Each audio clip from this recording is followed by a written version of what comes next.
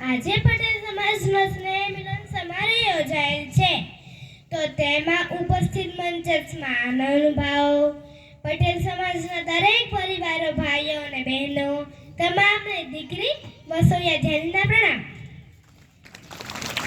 આજના વિશેષ પ્રસંગે આપ સૌ ઉપસ્થિત રહેવા બદલ હું શ્રી લાગણી અનુભવું છું. આજે દીકરી વિશે બોલતા પહેલા મને એક કાવ્ય પંક્તિ યાદ આવે છે. દીકરીના દરિયા દિલને ધડી તે જોઈ નહીં, ફૂલની તે સેજને પગ તળે કચરે નહીં, ફૂલની તે સેજને પગ તળે કચરે નહીં. દીકરી તત્વજ્ઞાનનું તેજ છે, તે લાગણીનો ભેજ છે, તે વીરાંગના અર્ધાંગના, તેનું નૂર એનું એજ છે. તે માતા બને, ભગિની બને, દીકરી બને, પ્રિયા બને, તેને જીજા બને, યશોદા બને, ગાર્ગી બને, સીતા બને. અરે બાહ્ય જ વાત તો એ જ છે, હજુ સ્થાપન તો બાકી જ છે.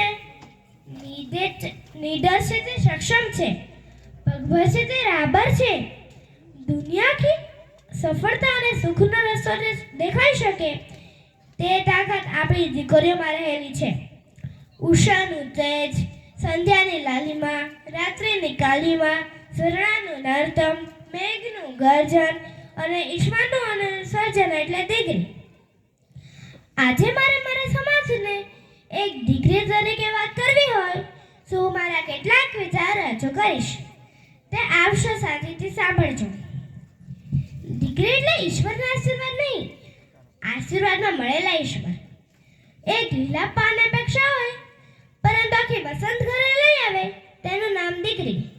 જેની એક મીઠી મુસ્કાનથી પિતાના આખા દિવસનો થાક અને કંટાળો દૂર થઈ જાય તેનું નામ દીકરી.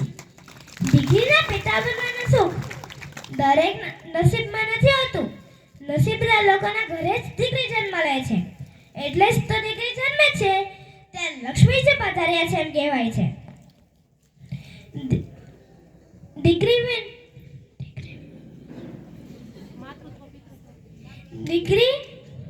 દીકરી વિના માતૃત્વ પિતૃત્વનો અનુભવ પણ છે.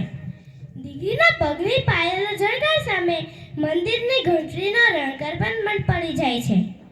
દીકરી વગરના ઘરમાં એક અજબ પ્રકારનો ખાલીપો અનુભવાય છે. જે ઘરમાં દીકરી હોય તે ઘરમાં પ્રેમ, લાગણી સતત મહેસૂસ થાય છે. દીકરી પોતાના સ્વજનોને સુખ આપવા માટે ગમે તેટલું દુઃખ અને તકલીફ સહન કરી લેવા હંમેશા તૈયાર જ રહે છે. દીકરી પરિવારમાં દરેક સંબંધને ખૂબ જ બારીકાઈથી સાચે છે. માતા પિતા વચ્ચે કે બે ભાઈઓ વચ્ચે ઝઘડો થાય કે મન દુઃખ થાય ત્યારે દીકરી મધ્યસ્થીનો કાર્ય કરીને સમાધાન કરાવે છે અને પરિવારને લૂંટતો બચાવે છે. પિતા જ્યારે પોતાની જાતને દુઃખોથી ઘેરાયેલ મહેસૂસ કરે ત્યારે દીકરી જોડે મન ખોલીને વાત કરે તો જાણે તેમને સમસ્યા સામે લડવા માટે અનંત શક્તિ મળી ગઈ એવું લાગે છે. દીકરી પરિવારમાં દરેક સંબંધને પરિવારમાં પિતાને ખગડાવવાનો અબાધિત અધિકાર માત્ર દીકરી પાસે જ હોય છે. જો પિતા સમયસર દવા ન લે કે પોતાની કાળજી ન પાડે તો દીકરી તેના પર ક્રોધિત થઈ જાય છે અને પિતાને પણ ભારે દીકરીનો ઠપકો મીઠો મધુર લાગે છે. દીકરી ભલે તેના પિતાને ખખડાવતી હોય પણ બીજો કોઈ વ્યક્તિ તેના પિતા વિશે જરા પણ ખરાબ બોલે તો તે કદી સહન કરતી નથી અને નાણાકની ઢીંગલી જેવી બાળકી પણ તરત જ રૌદ્રરૂપ ધારણ કરી લે છે. તે માને છે કે તેના પિતા હંમેશા સાચા અને સર્વશ્રેષ્ઠ છે, જેના માટે તેના પિતા હંમેશા આદર્શ અને રોલ મોડલ હોય છે. એટલે જ તે તેના ભાવિ પતિમાં પણ પિતાની છાપ શોધતી હોય છે. પુરુષના પાછલા જીવનમાં માતાની ખોટ દીકરી ભરપાઈ કરે છે. મા દીકરાનો ટેકો લેવા પ્રેમ કરે છે, જ્યારે દીકરી તો ટેકો બનવા પ્રેમ કરે છે. કહેવત છે જો મા વિના સંસાર, એની જોડે એ પણ સાચું છે કે દીકરી વિના અધૂરો સંસાર.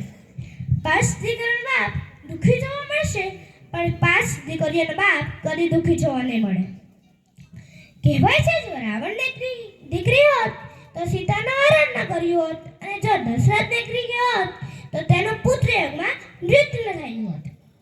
દીકરી મા બાપનો શ્વાસ છે, જે લીધા વગર પણ નથી ચાલતો અને તમે સમય આવે ત્યારે છોડ્યા વગર પણ નથી ચાલતો. દીકરી એટલે દીકરી. દીકરી માટે કોઈ પણ માં ઓછી પડે છે. દીકરી એટલે કાળજાનો કટકો, સમયનાનું સરોવર, સૃષ્ટિનો શણગાર, શ્રદ્ધાનો સથવારો, પ્રેમનું પારણું, પૃથ્વીનું પાનેતર, ધરતીનો ધબકાર, અવનીનો અલંકાર, ઉછળતો ઉલ્લાસ, ઝાલરનો ઝણકાર, ફૂલદાનીને સ્વરમ. કથાકાર અશ્વિન જોશી કહે છે કે દીકરી નથી સાપનો ભારો, પણ એ તો છે તુલસીનો ક્યારો. બસ આ સાથે હું મારી વાણીને વિરામ આપું છું. જય સરદાર, જય પાટીદાર.